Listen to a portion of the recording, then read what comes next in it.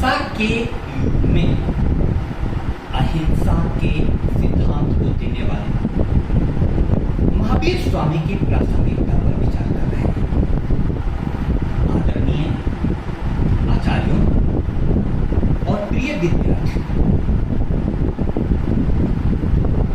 महावीर स्वामी की आज क्या प्रासंगिकता हो सकती है, थोड़ा सोचिए, क्योंकि यह युग पूर्ण रूप से युद्धों का युग है। आधुनिक काल ने सिर्फ दो समय जाने हैं, युद्ध का समय या युद्ध की तैयारी का समय। शांति का तो काल जाना ही नहीं। ऐसे में जब महावीर स्वामी कहते हैं कि अहिंसा परमो धर्म, और चारों तरफ हम देख रहे हैं कि मिसाइल आक्रमणों से हर तरफ तबाही मची हुई है। ऐसे में हमें विचार करना है कि क्या अहिंसा का सिद्धांत प्रासंगिक हो सकता है? लगता तो नहीं है। सबसे बड़ी त्रासदी यही है कि आज के युग ने अहिंसा के सिद्धांत को असंभव मान लिया, कपोल कल्पना तक मान लिया। और अहिंसा के पुजारी महात्मा गांधी के बारे में आजकल जो टिप्पणियां आती हैं वह स्पष्ट रूप से संकेत करती हैं कि जगत यह मन बना चुका है कि अहिंसा से कुछ भी प्राप्त नहीं किया। लेकिन भारत विचारकों का देश नहीं है, भारत आचार्यों का देश है। पश्चिम में विचारक हुए हैं, पूर्व में आचार्य हुए हैं, इसीलिए हम लोगों का पदनाम आचार्य किया गया। आचार्य का अर्थ है जो अपने आचरण से किसी को भी सिखाता है, आचरण से। महावीर स्वयं एक राजा के लड़के थे और क्षत्रिय कुल के थे, फिर भी उन्होंने 30 वर्ष की अवस्था में राजपाट को छोड़कर 12 वर्षों की कठोर तपस्या की और उनका मूलभूत सिद्धांत अहिंसा का था। महावीर स्वामी ईस्वी पूर्व में पैदा हुए, लेकिन अहिंसा परमो धर्म के सिद्धांत भारत की आबो हवा में घुली मिली रही। यही कारण था कि जैन धर्म से प्रभावित महात्मा गांधी ने भी अहिंसा को अपनाया, अहिंसा को। और अहिंसा जो कि व्यक्तिगत साधना की बात थी, महात्मा गांधी को यह श्रेय जाता है कि उन्होंने सार्वजनिक जीवन में और राजनीति में अहिंसा का प्रयोग करके दिखाया। आज जंग के हालात को जो हम देख रहे हैं, भीषण से भीषणतर होता जा रहा है। परमाणु युद्ध की आशंका व्यक्त की जा रही है।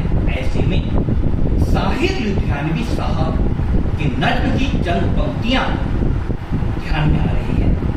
जंग तो खुद ही एक मसला है, जंग क्या मसलों का हल देगी। खून और आग आज बरसेगी, भूख और एहतियात कल देगी। इतने जो मिसाइल अटैक हो रहे हैं, आप देखिए तबाही में खून और आग आज बरसेगी और इसका परिणाम क्या होगा? भूख और एहतियात। एहतियात का अर्थ होता है अभाव। भूख और एहतियात कल देगी और इसका असर सभी जगह होने लगा। 3 शब्दों से आप परिचित होंगे, स्वतंत्रता, परतंत्रता। लेकिन स्वतंत्रता और परतंत्रता दोनों ही वास्तविक शब्द नहीं है। वास्तव में व्यवहार में आपको हर जगह परस्पर तंत्रता दिखाई देगी। हम लोग परस्पर जुड़े हुए हैं। आखिर क्या हुआ कि अमेरिका ने ईरान पर हमला किया और इजराइल ईरान पर हमला कर रहा है और पूरा विश्व प्रभावित हो रहा है। यह सबूत है परस्पर तंत्रता का। हम लोग एक दूसरे से जुड़े हुए हैं। महावीर का कहना था कि जीवन 6 जीवों में है। 60 जीव निकाय की कल्पना महावीर ने। आज जो हम पढ़ते हैं जल ही जीवन है, महावीर ने वर्षों हजारों वर्ष पूर्व इसकी घोषणा कर दी थी। अब उन्होंने क्यों यह सिद्धांत दिया अहिंसा परमो धर्मः, इस बात को आज हमें समझना होगा। जीवन के प्रति 2 प्रकार की दृष्टि हो सकती है। एक दृष्टि है अरिवत। अरिवत माने दुश्मन के समान सबको देखो। दूसरी दृष्टि है मित्रवत, यानी सबको मित्र के समान। अरिवत दृष्टि वाला हमेशा कहेगा, नीचे कहता था दी अदर इज हेल, दूसरा नरक है। और दूसरा यदि दूसरा है तो आप हमेशा प्रतिस्पर्धा में जिए। लेकिन एक दृष्टि है मित्रवत। मित्रवत माने सबको मित्र के समान। महावीर स्वामी ने मित्रवत दृष्टि अपनाई। कोई भी मेरा दुश्मन नहीं है, इसीलिए उनको अरिहंत ही कहा जाता है। अरिहंत, अरिहंत माने जिसने अपने सारे शत्रुओं को मार दिया। और आश्चर्य आप देखिए, पश्चिम के देशों में युद्ध में जीतने वाले को वीर या महावीर कहा जाता है। यह पूरब का देश है, अद्भुत देश है भारत, जहां पर स्वयं को जीतने वाले को महावीर कहा जाता है। महावीर ने स्वयं को जीता। काम, क्रोध, लोभ, मोह और अहंकार हमारे शत्रु हैं, आंतरिक शत्रु। इनको जितना, इनको महावीर कहते हैं। और उन सभी को काम, क्रोध, लोभ, मोह, अहंकार को मारने वाले को हम अरिहंत कहते हैं। अब सवाल है कि एक व्यक्ति यदि जीवन में अहिंसा परमो धर्मो को जी करके दिखा सकता है, और आधुनिक काल में महात्मा गांधी ने भी अहिंसा के रास्ते पर भारत की स्वतंत्रता की प्राप्ति का मार्ग तय किया। आज दलाई लामा चीन जैसे राष्ट्र के विरुद्ध अहिंसा का आंदोलन चला रहे हैं, और गांधी की प्रेरणा से विश्व के कई जगहों पर अहिंसक संघर्ष चल रहा है। उन पर निगाह नहीं कर करके यह जो धारणा बनती जा रही है युद्ध से ही किसी समस्या का समाधान होगा, यह सबसे गलत धारणा है, सबसे गलत धारणा है। अब इसके मूल में महावीर स्वामी कहते क्या है? यजुर्वेद की यह पंक्ति है, युद्ध का प्रारंभ मनुष्य के मन से होता है, मन से। इसलिए हम लोगों को मानव कहा गया है। सामान्य रूप से मन में नकारात्मक प्रवृत्तियां प्रभावी रहती हैं। काम, क्रोध, लोभ, मोह, अहंकार हर जगह मिल जाएगा। आपको किसी के प्रति ईर्ष्या है, द्वेष है, सामान्य मानवीय वृत्ति है। लेकिन आप इसका परिणाम देखिए। कोई साहित्यकार कहता है कि आम्र वृक्ष की प्रशंसा सुनकर ककड़ी 2 भागों में विभक्त हो गई, कटहल कंटकित हो गया, केले का मुंह नीचा हो गया, नारियल के पेट में पानी भर गया, द्राक्षा फल छोटा हो गया और जामुन का रंग काला हो गया। आज ट्रंप साहब का राष्ट्राध्यक्ष है, जो भी उनका चेहरा देखिए, कभी भी उनके चेहरे पर आप मुस्कान नहीं देखिएगा। क्या बात है? क्योंकि मन में नकारात्मक वृत्तियों ने घर कर रखा है। और आप महावीर का चेहरा देखिए, ऐसा लगता है कि कोई परम शांति को उपलब्ध व्यक्ति। अब एक व्यक्ति ने जीवन में उस ऊंचाई को प्राप्त किया, तो दूसरा क्यों नहीं प्राप्त कर सकता? लेकिन इसके लिए तपस्या करनी पड़ेगी, 12 वर्षों की तपस्या। कहा जाता है कि महावीर चलते थे तो कांटे भी उल्टे हो जाते थे। कांटों को क्या पड़ी है कि महावीर के चलने पर उल्टे हो जाएंगे? लेकिन यह कवि की कल्पना है। महावीर ने कहा कि मेरी तरफ से किसी के भी प्रति दुर्भावना नहीं है। लोग उनको गांव से मार करके भगाते थे, महावीर को कोई अंतर नहीं पड़ता था। लोगों ने उनके कानों में कीले ठोक दिए। महावीर ज्यों के त्यों बने रहे। आखिर आदमी ऐसा कब बनता है? इस पर थोड़ा 2 मिनट विचार कर लें। महावीर का कहना था कि जगत में सिर्फ चेतना ही चेतना है। महावीर पाषाण में और एक चरम ऊंचाई पर पहुंचे हुए भगवान में अंतर सिर्फ चेतना की डिग्री का है। सब जगह चेतना है। इसीलिए तो उन्होंने कहा जल ही जीवन है। अब हवा सब जीवन है। अब सब जगह चेतना है वही, तो जो चेतना हम में है, जो चेतना हाथी में है, वही चेतना चींटी में है। अब उस चेतना को महसूस करने की बात है कि चींटी को भी हमसे कोई नुकसान न पहुंचे, इसका ख्याल रखते हुए हम उस स्थान पर चलें या बैठें। तो आप देखे होइएगा जैन मुनि लोग एक झाड़ूनुमा वस्तु रखते हैं, उससे पहले साफ कर लेते हैं। हमसे किसी भी प्रकार की हिंसा नहीं होती है। गांधी जी के साथ सरदार वल्लभ भाई पटेल थे। गांधी जी जैन धर्म से बहुत प्रभावित थे। सरदार वल्लभ भाई पटेल ने पानी गर्म करना शुरू किया और बर्तन खुला रखा। गांधी जी ने कहा कि सरदार बर्तन को ढक दो। उन्होंने कहा इससे क्या हो जाएगा? बोले कि कैसे नहीं होगा, जो भाप उठ रहा है उसमें ऊपर के जीवाणु कीटाणु आ जाएंगे। अहिंसा की दृष्टि से सोचने वाला आदमी ऐसा होता है। तो महावीर ने उस अहिंसा को उपलब्ध किया और अगली पीढ़ी को एक सबसे बड़ा अवदान दिया। आज के जगत में जो अहिंसा पर अविश्वास किया जा रहा है, एक प्रकार से उसको पूर्णतया खारिज किया जा रहा है, उसका परिणाम क्या होगा? उसका परिणाम होगा कि धीमे धीमे पूरा विश्व युद्ध की चपेट में आ रहा है। जब तक आप अपने मन को साफ नहीं करेंगे तब तक अहिंसा का पालन संभव नहीं है। इसीलिए महावीर ने अपने मन के आंतरिक शत्रुओं को मारा। अरिहंत कहलाए, महावीर कहलाए और उस महावीर की प्रासंगिकता हर काल में बनी रहेगी। अब आपके जीवन में कोई भी प्रश्न उठ रहा हो, कृपया उसको रखिए।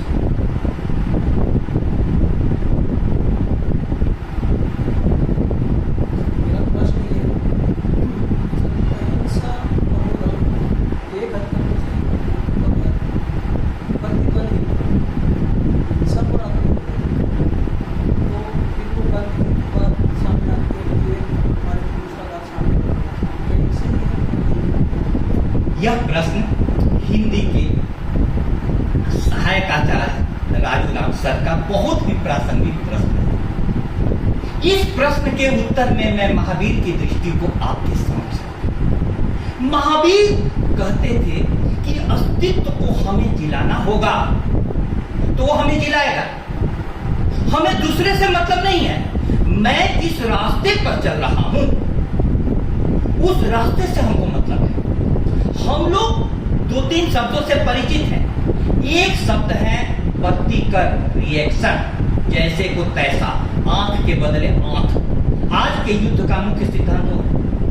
लेकिन प्रतिकर्म को महावीर नहीं मानते थे। महावीर मानते थे कि अपनी दृष्टि, अपनी कर्म की दृष्टि क्या है। अपनी कर्म की दृष्टि वे बोलते थे कि यदि हम बीज बोएंगे फूल का तो फूल की सुगंध हमें मिलेगी। ओए पेड़ बबूल के आम कहाँ पे हुए? विज्ञान भी मानता है यदि वो किसी के भी द्वारा उकसाए में आने पर एक व्यवहारिक जगत पर आपका कहना सही है सर, लेकिन धार्मिक जगत में यहां तक महावीर ने प्रयोग किया कि वे सोच करके चलते थे कि आज जिस घर के सामने में काली गाय मिलेगी और उसके सींग में गुड़ चिपका हुआ होगा, उसी घर के सामने में मैं भिक्षा ग्रहण करूंगा। 3 महीने के बाद महावीर के सामने में ऐसा घर आया जहां काली गाय खड़ी थी, सींग पर गुड़ लगा हुआ था। वहां उन्होंने भिक्षा ग्रहण किया और अपनी भूख मिटाई, जिंदा रहे। अब ऐसे सोचने वाले आदमी पर दुनिया विश्वास नहीं करेगी। इसीलिए तो भारतीय संस्कृति के बारे में जो कहा जाता है कि यह संस्कृति विश्व की सारी संस्कृतियों से अद्भुत है, यूनान, मिस्र और रोमा सब मिट गए जहां से, अब तक मगर है बाकी नामो निशान हमारा। कुछ बात है कि हस्ती मिटती नहीं हमारी, सदियों रहा है दुश्मन दौरे जहां हमारा। इकबाल अपना मरहम क्या किसी को मालूम,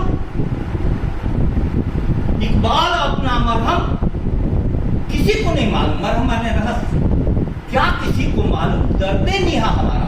हमारी आंतरिक उपलब्धि को दुनिया जानती नहीं है, लेकिन महावीर ने बिहार की धरती पर जो किया उसी समय में बुद्ध ने भी किया।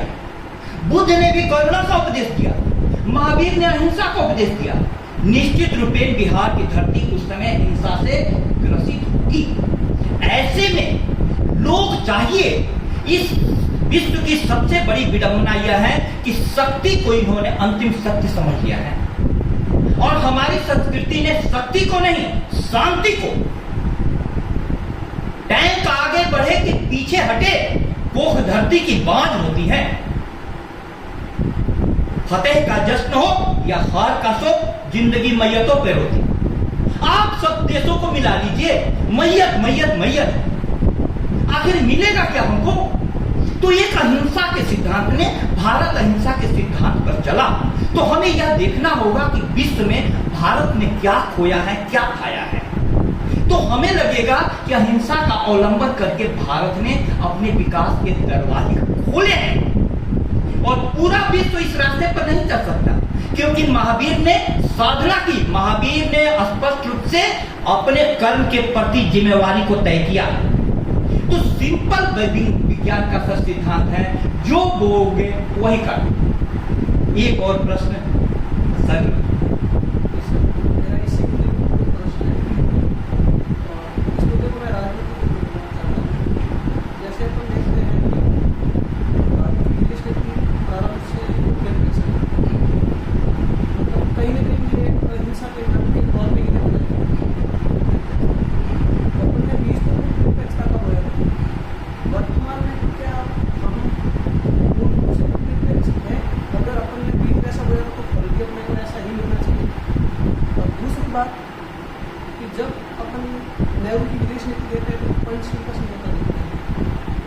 अहिंसा मुख्य रूप से आई है।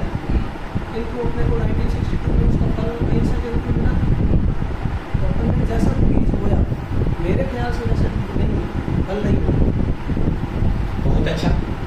इस पूरा प्रश्न के जवाब में महावीर की प्रासंगिकता पर हम लोग चर्चा कर रहे हैं। महावीर की फिलॉसफी को मैं आपके सामने में, जैन दर्शन ने जगत को त्रिरत्न दिए।